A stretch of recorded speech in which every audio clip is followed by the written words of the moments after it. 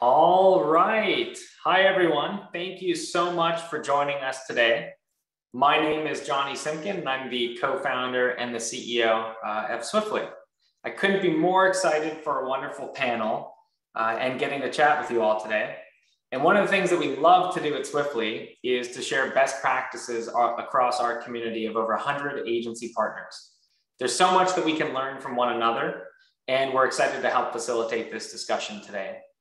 This roundtable is meant to be very interactive, so if you have any questions, please ask them in the Q&A box. So let's start off with the agenda.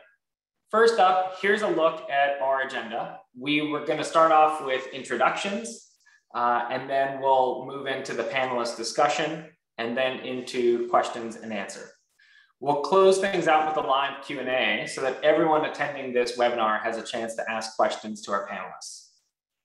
Before we get started, I want to review the question functionality within the webinar software. So at the bottom of your webinar window, you will see a Q&A button. As we go through the webinar, feel free to ask any question you'd like through this button, and then we'll be monitoring the channel. And at the very end, when we enter the Q&A section, we will try to get through as many questions as we can. So now I'd love to take a moment to test the Q&A feature. So please go ahead and click into the Q&A feature and enter the city where you're joining us from. So I'm seeing Oakland, Miami, Portland, DC, Toronto. Great. Now that we're set up, let's go ahead and dive right in. We'll start off with the introductions. So again, thank you so much for joining. My name is Jonny Simkin. I'm one of the co-founders, one of the 3 co-founders and the CEO at Swiftly. And I created Swiftly to help improve transportation around the world. And it's been amazing going from really 0 agency partners to over 100 transit agency partners now in 8 countries, supporting 2 billion annual transit trips.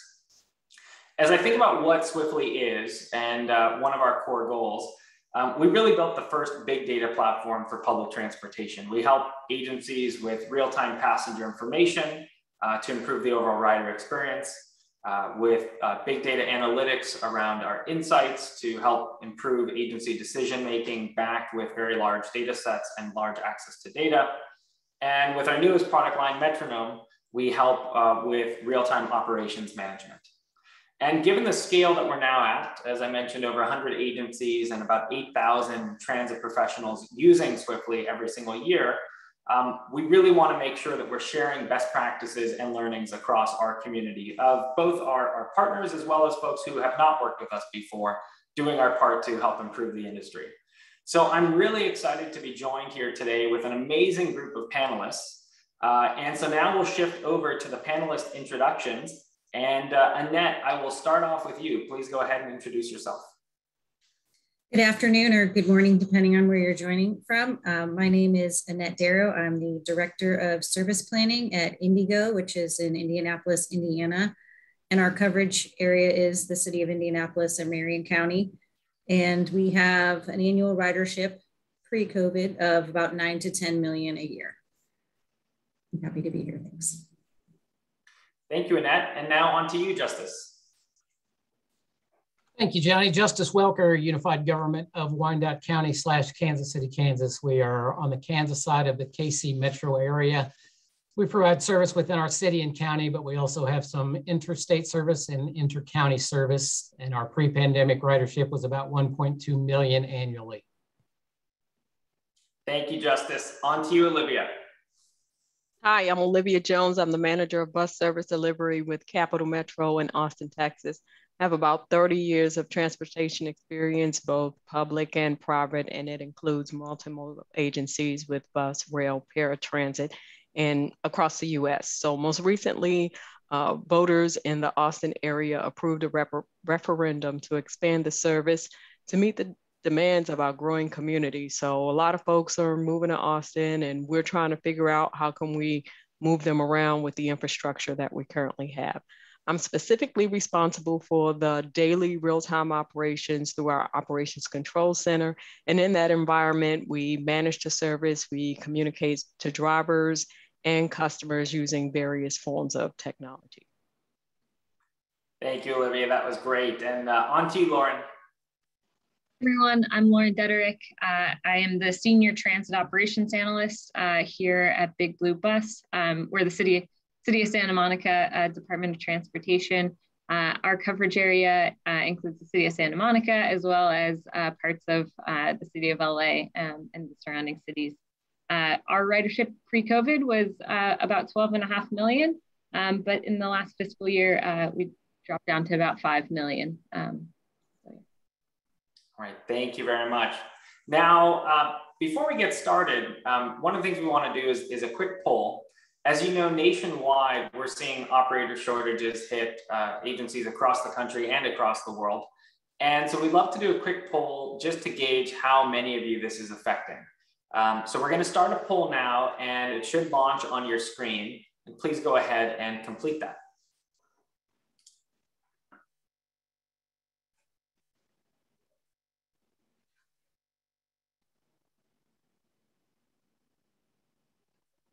All right, results are piling in.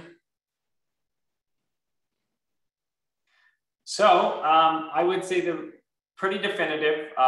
We have 97% of attendees who are facing operator shortages as a challenge right now. So definitely a timely webinar, and really looking forward to covering the content with you today, and hopefully sharing some best practices across our amazing panelists. So as we jump into the panel, I want to start off with our panelists and just to ask, how severe are operator shortages at your agency? What is the impact on your service, and are you having to cancel service as a result of this? Maybe we'll start off with you, Lauren. Yeah, so we are about 12% under our head count right now. You know, I think to take a step back, this all kind of started with a bit of restructuring we had to do during COVID. So we are kind of digging ourselves up out of that hole while we had to put a hold on recruitment during COVID because our training is in person. So I'm sure that's a similar experience for everyone. And we are canceling about maybe averaging 5% of service a day, but that could be zero depending on how hard our scheduler worked versus, you know, 10% if it's, let's say, the day after Halloween, like yesterday. Thanks, Lauren. And on to you, Olivia. So we are definitely experiencing a driver shortage, and I would say to meet our current schedule, we're probably about 100 drivers short. But if we were measuring in terms of optimal service levels, we're about 200 drivers short. The shortage means that we're currently unable to deliver some level of service. So we are canceling whole routes when before a routine service loss would maybe be about 20 hours. We're experiencing anywhere between 200 to maybe 600 a day, given the day of the week and the event that occurred the day prior. So there are times when even the frontline staff is operating the service. So our dispatchers and our road supervisors are sometimes operating service as well. Wow, that's a huge impact. Justice, how about with you? Yeah, I would say similarly. So I would say no one's immune and no one's been untouched by this. So now we're down about 7%, but it's not just the operators. It's, you know, the other areas of personnel. We're looking at our dispatchers and our supervisors and maintenance staff. There's been days off where we've been without 30% of our entire workforce. And it's easy to point to those service levels, but it's, you know, it's beyond that. It's low operator morale. You know, we're seeing increased absence, short tempers, lack of motivation, limited ambition and drive, which all contributes to the excessive absenteeism. And I think it kind of further exacerbates the operator shortages. Yeah, you know, you read about the great resignation, great reshuffle in the news every day, and hearing about the three of you share the significant impact down to as low as 7% up to even 30% of the workforce. That is very significant. Annette, how about with you? What are you seeing at your agency? Well, very similar to the other ones. We, have a shortage in that of people showing up or available to work. We may have them on the books, so they're actually active employees, but that gets kind of tricky because the slots are, there, but obviously we don't have enough people to make the service. So August was particularly tough month for us. I mean, we were up 6.5% of lost service. So it's just pretty discouraging all around. For that. So I'll just echo all the things the rest of the panelists had said that we're facing. Now, given that operator shortages is a huge challenge, another part of that is also retaining your current operators. We have to recruit more, we have to retain more. And so I would love to hear, Annette, maybe starting with you, what are you doing to help on the recruiting side? And are you using similar or different tactics around retention? So as a public agency, it's really hard on the retention side to offer too much just because, we have a lot of limitations. But, they've been reaching out to retired drivers, and actually we got one back.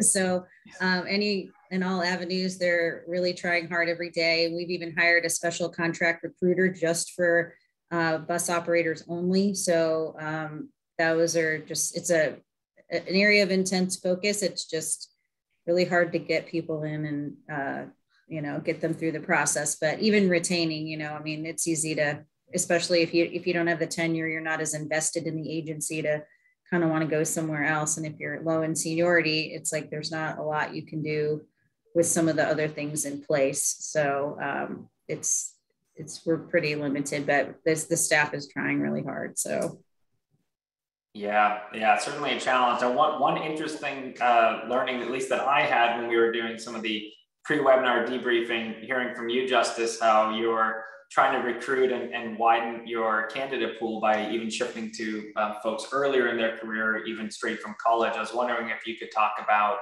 some of the tactics you're using on the recruiting side, and then also touch on retention too.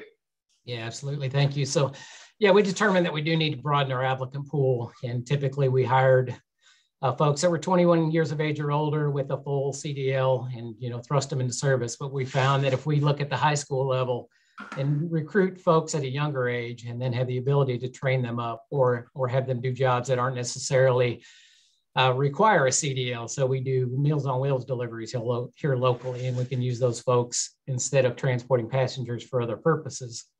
And we've kind of determined it's a reimagined job market. We've determined that we have to do a better job in self-promoting our jobs. It's not just a paycheck that gets folks here anymore.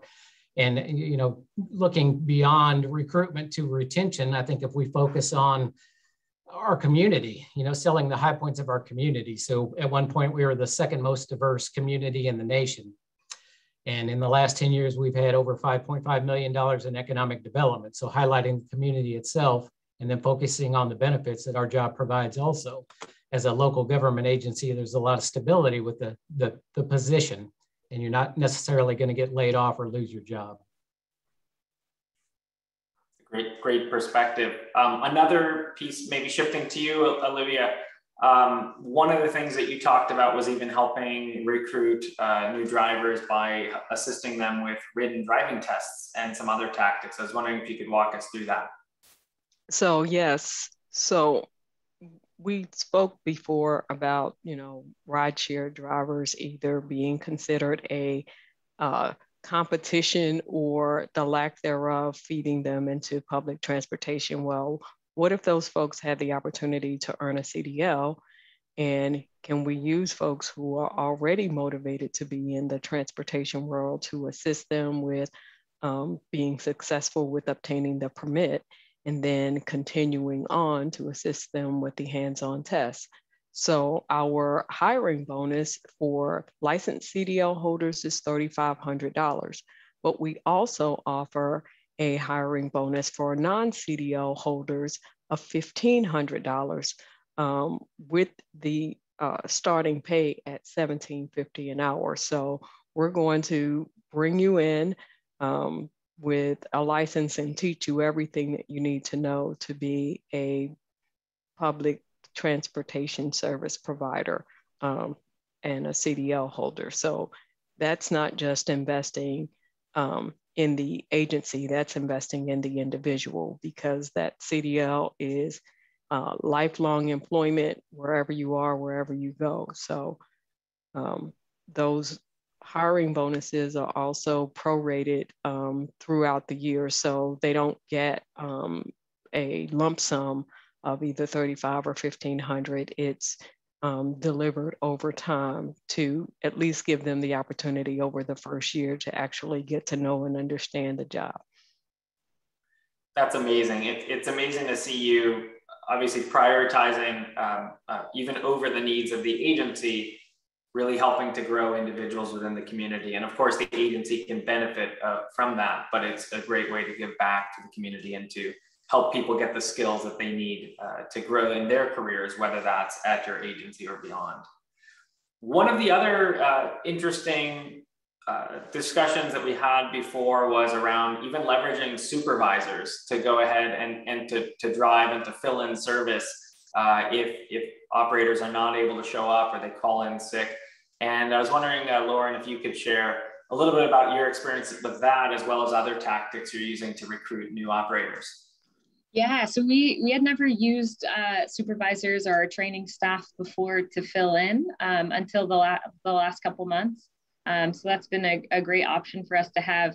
It was interesting to hear, Annette, that you had gotten retired drivers. We had thought about that here, but after talking with our HR folks, it's a bit complicated with the California pension system. So unfortunately, we weren't able to tap into that the way we had hoped. But I think, you know, similar tactics to all the other panelists. One aspect we've really tried to focus on is kind of making our recruitment process a bit more flexible, as well as expediting it.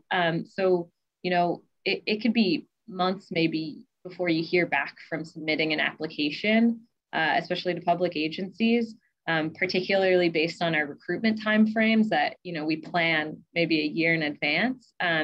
So our safety and training manager has tried to be a little bit more responsive in terms of, you know, maybe we do 8 training classes. If we need 9, here's what that timeframe would look like. If we need 10, here's what that would look like.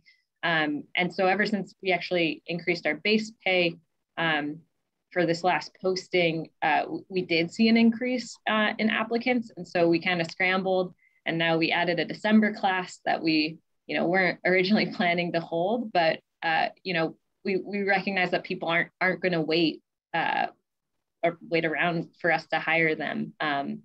So, you know, they're not going to wait till January if they submitted an application in October. So some of those things we're trying to get creative with over here.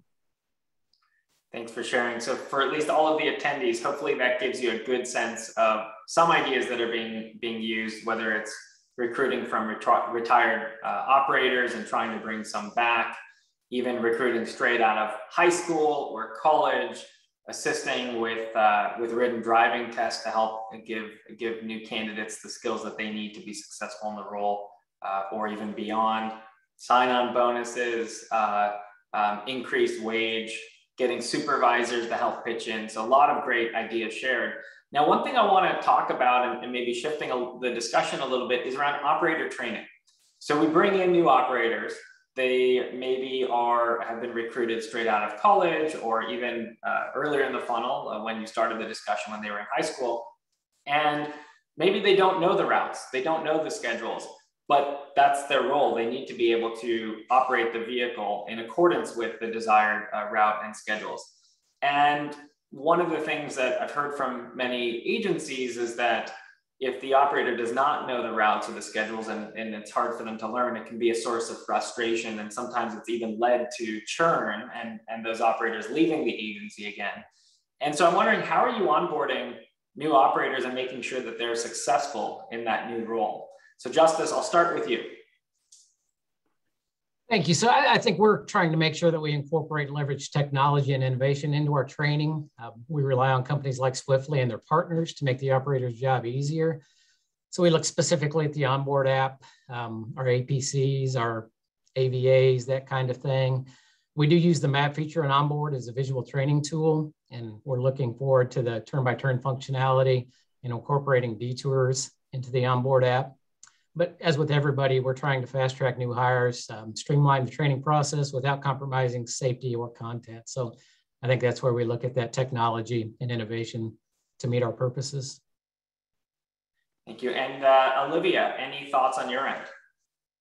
Well, because our labor shortage, similar to Justin said, impacts both the drivers and the mechanics, one of the things that our training department was struggling with was consistently having vehicles available that they can use for the new hires.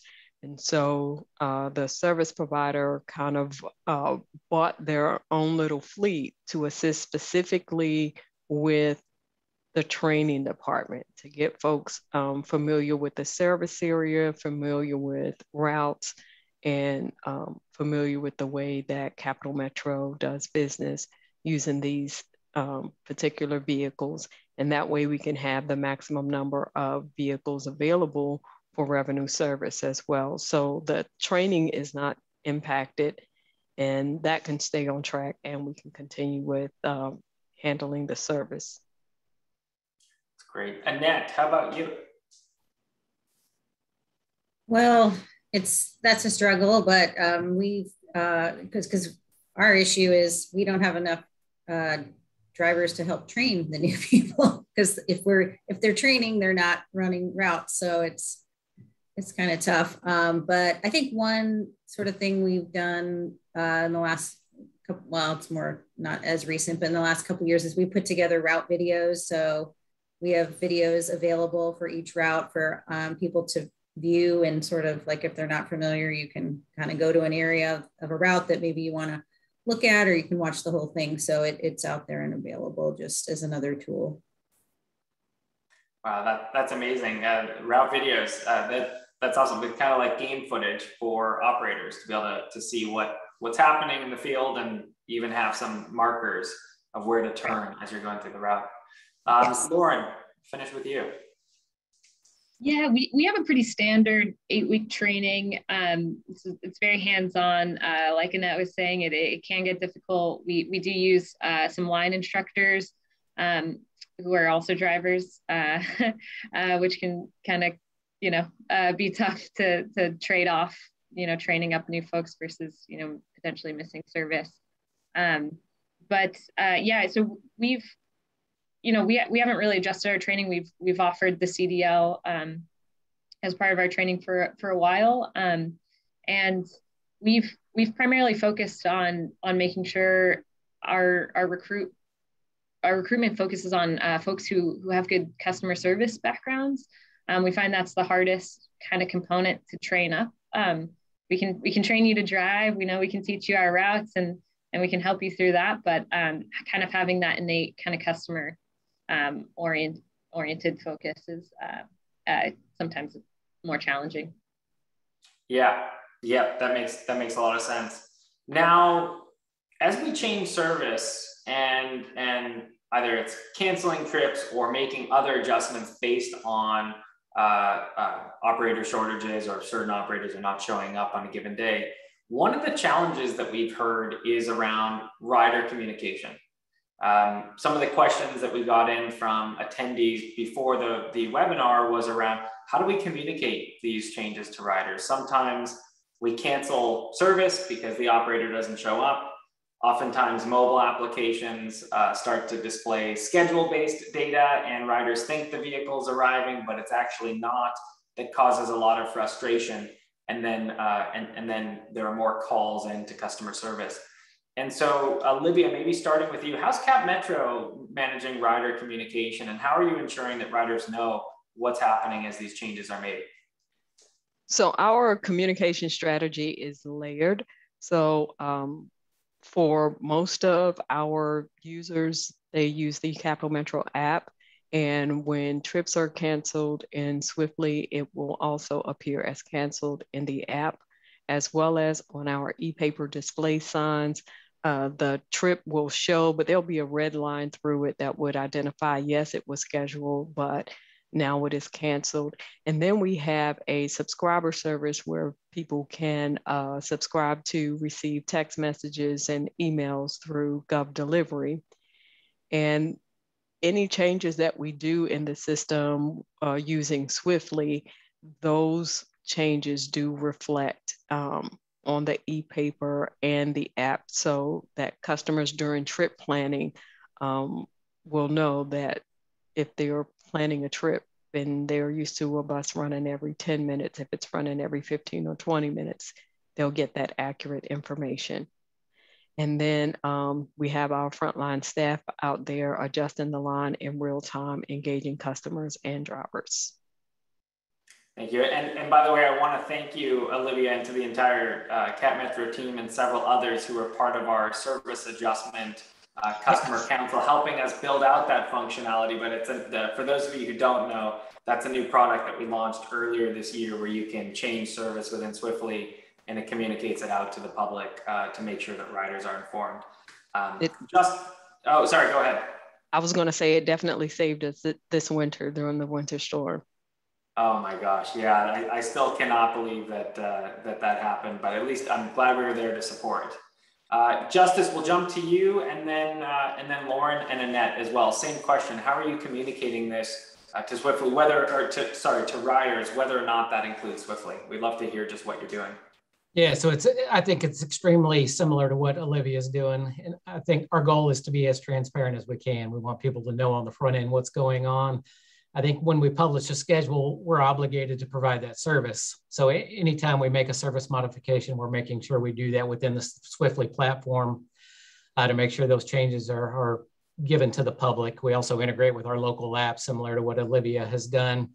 And we engage and rely on social media, use that to our benefit.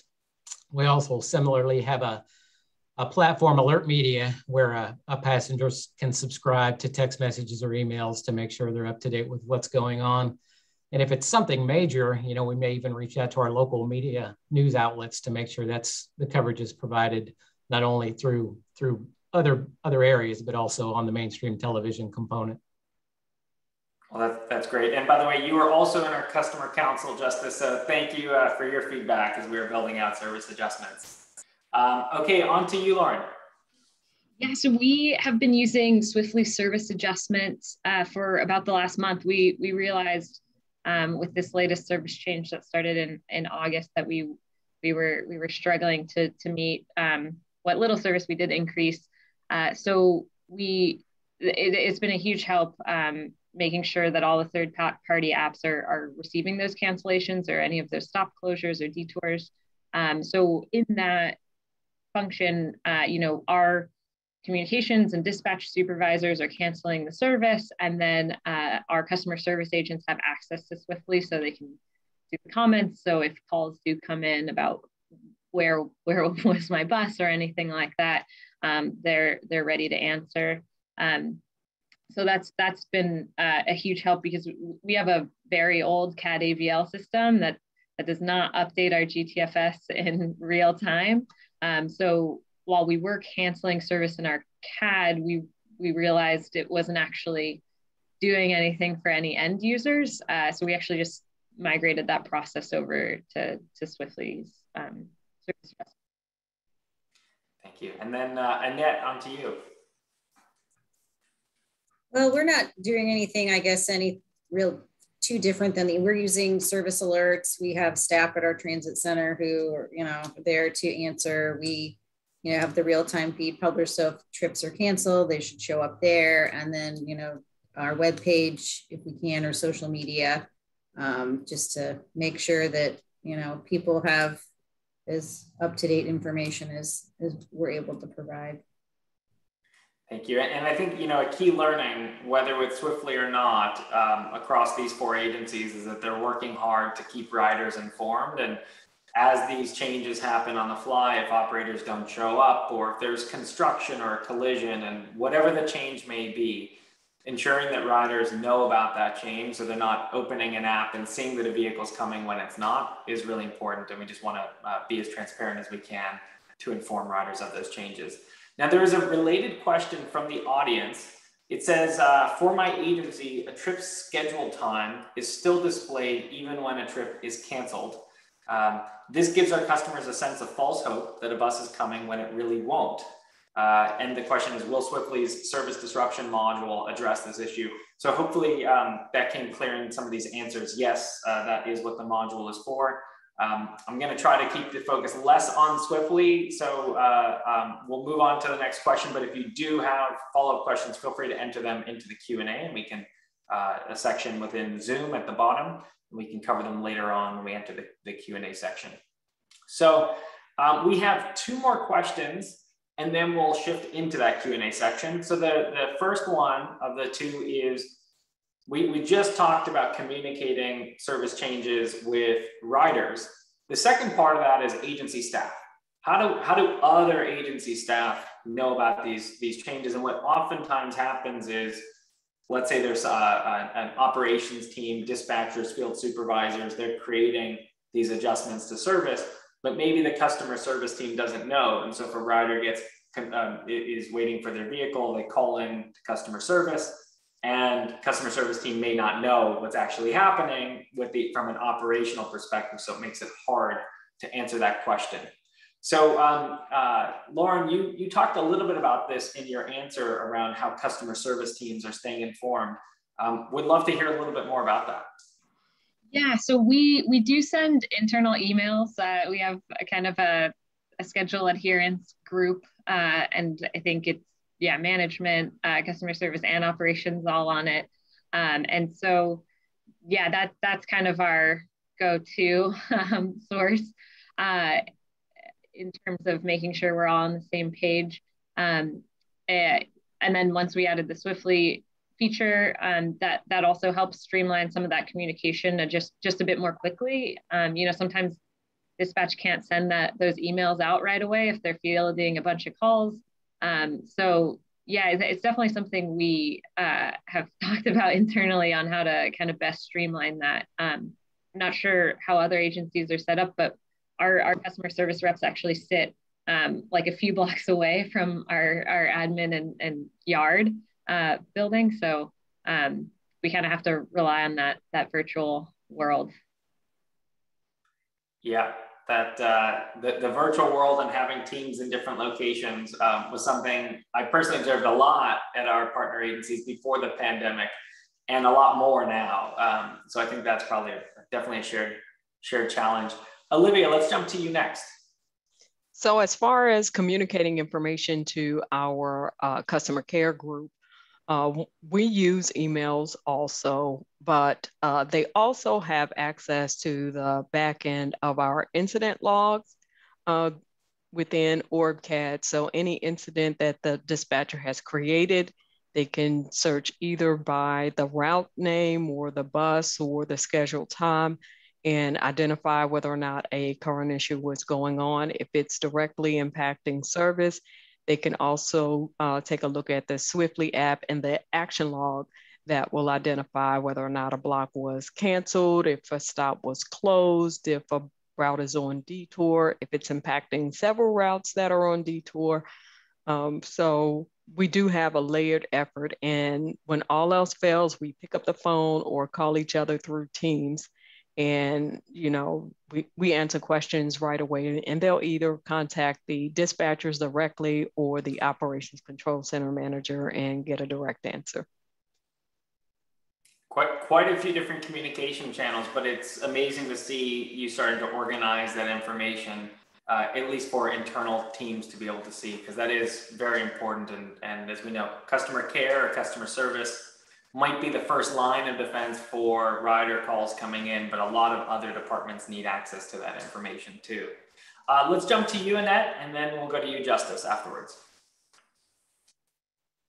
We are, like the others, relying a lot on email in various different groups. So, I mean, when it was really bad, there's floods of emails just telling you which buses weren't going out every day or which the work was still open. And some of it would be prepping for the next day, just so you sort of get a heads up of like how bad it's looking now. I mean, it usually would improve, but at least, you know, getting it out timely enough so there was an awareness. But then after a while, it becomes kind of the same blocks or buses every day because there isn't a specific person to cover it. So just through those channels and then service alerts and everything else, everybody's pretty actively engaged in looking for the information and having it readily available, just because it's, you know, been so relevant every day. Yeah, lots of changes, but as you said, very relevant, and folks do need to be informed. Justice, we'll end with you, and then we're running a little bit low on time, so I'm going to jump ahead to some additional questions after this. So very similar to the rest, I think as Olivia mentioned, we're making sure that all of our operations control staff peruse the action log within Swiftly to make sure any service modifications are listed there and make sure they're up to speed on what's going on. We also request that all of our staff subscribe to our alert-based systems and make sure they're up to speed with everything that's going on internally. That's great. Thank you. So one of the last questions here I'll go into, and then I'm just going to call on one or two of you so we have some time for the audience questions. But the last question here is, you know, in our last State of Public Transit survey, we noticed that many agencies have been adjusting their schedule almost twice as frequently in the pandemic than before the pandemic. The question is, are you finding that you have to modify your schedules more often to account for missed trips or change service as a result of operator shortages? And if so, how often are you updating your schedules now, and what tools are you using to help with that? So we'll start with you, Olivia, and then if anyone else wants to chime in, feel free, and then we'll jump to the audience Q&A. So let me just say that it wasn't a part of the plan to make more frequent adjustments, but when we did our service level increase in August, we realized we just didn't have a sufficient level of resources to put out that level of service. So we did a service modification in September, and that required a lot of hand holding and communications and negotiations with the union and communicating to the public. So it wasn't the plan, but yes, we did it. I think one of the themes of today is it's hard to make any plans with all the changes that frequently happen. Annette, I'll jump to you. I don't know if you have anything else you'd like to add here, and then we can go into the audience Q&A. Yeah, I mean, we have our 3 big bids a year, and we did run one early in 2020 to kind of combat some stuff, but it's really hard to adjust and be that quick with all the changes and upfront work you have to do prior to like pushing that out. And then the whole bidding process it takes, you know, at least a month for the whole process to complete. So it makes it challenging. We just did a service adjustment with our latest bid, but you know, we decided that at the very last minute. So it's just the time it takes to make sure all the systems are lined up to handle everything that you have to do is really challenging. So yeah, it's certainly a lot of complexity and nuance with anytime you change service, and especially now considering the context of this webinar around operator shortages. So thank you so much to the panelists for those amazing stories and best practices that you shared. I'm now going to open it up to the audience Q&A as we approach the last 5 minutes here. And we have time for 1, maybe 2 questions. But if you're in the audience and if we do not get to your question here, we will separately follow up to try to answer that question for you. So I'm going to jump into the first one here, and it looks like it's for you, Lauren, but anyone else on the panel, feel free to chime in, which is, what kind of hurdles existed with getting supervisors to drive a bus? Usually they're represented by separate unions, and was that a challenge for you? Yeah, luckily we have a pretty good relationship with our supervisor union president, but it was actually our supervisors who approached us about driving potentially and filling in, since they still do have their CDLs. So that actually ended up, luckily for us being fairly simple, because it was a request coming from them, and we were then able to accommodate that. Yeah, that's great. And they are not separate unions, and there were no legal complexities there. They are separate unions, but legally it still was within enough of the scope of their MOU. They still received their supervisor's pay, so there wasn't their supervisor's overtime pay, so it wasn't there. It just became basically an extra shift that they could pick up if they wanted to sign up. Yeah. Okay, that's great. And then I'll jump into the last question here, and this is for Justice and Olivia. And if anyone else also has perspectives, feel free to jump in, Annette or Lauren. But it is specifically around onboard app and Swiftly's onboard app and training new operators. How are you automating, or at least using virtual coaching or automated tools like onboard app to reduce the amount of effort that's required to onboard new operators? And maybe separately, more generally speaking, are you doing ride-alongs or other types of training tactics to help onboard these new operators? So Justice, I'll start with you there, and then Olivia, and then Annette or Lauren, if you have any other thoughts on ride-alongs or other training tactics, feel free to jump in too. So we're using everything at our disposal. In terms of ride-alongs, we do go that route, but we've also put people behind workstations and let them watch live operations or GPS playback and get familiar with the routes prior to putting them out on the street, and then using the onboard app to kind of further reinforce the way those routes operate. And out of curiosity, have you seen any, with onboard app and or ride-alongs, have you seen new operators even have higher on-time performance than the prior staff? I think across the board, when we implemented onboard app, we saw our on-time performance go up for both old and new operators. Wow. And Olivia, what are you seeing at Cap Metro? So our utilization of the onboard app at this point is at the pilot stage. So we have about 20 buses equipped with the tablets and the drivers using the onboard app.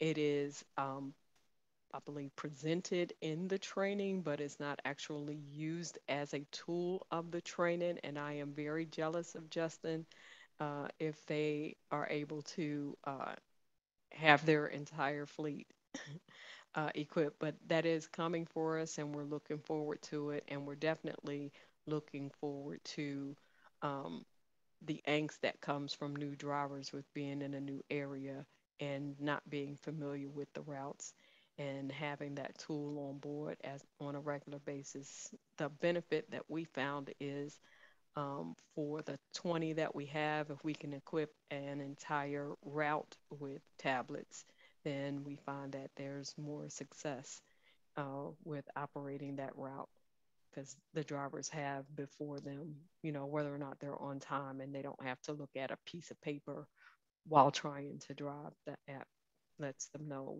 where they are in their performance. Thank you for sharing. And Annette, and then Lauren, onboard app aside, are you using any ride-alongs, virtual training? I know you mentioned, Annette, you have the footage of the actual route as one piece that you're using for training. Anything else that you want to share with the attendees? Probably, I mean, nothing, that's probably any different than most are using now. Okay. And Lauren, anything else that you'd like to add? No, similar. We do lots of ride-alongs, lots of shadowing. Yeah, the trainees are in the bus quite often. Excellent. Well, we are out of time. We're a minute over, so I'll try to wrap up quickly, but that's all the time that we have today for questions. And if we did not get to your question and you submitted one, we will follow up after the webinar to try to answer that question. We will also follow up with a recording of this webinar in case you want to watch it again or share it with other colleagues or peers. And I just want to thank each of the panelists today for taking the time to join us. and for being such great partners and to share your learnings with the rest of the industry. Now, before we end the webinar, I also wanted to make a quick announcement that we will have several folks at the APTA event in Orlando next week. So if you will be there, definitely feel free to reach out. We'd love to meet with you, and we're happy to talk about operator shortages and some of the tools and best practices we've observed on that front, or to help with any other challenges that you're facing. And again, to the operator, or to the panelists, thank you so much for taking the time today to join us and to share your thoughts. And for everyone who joined in as an attendee, thank you very much for taking the time to listen in. So everyone have a wonderful day, and you'll hear from us with the recording shortly.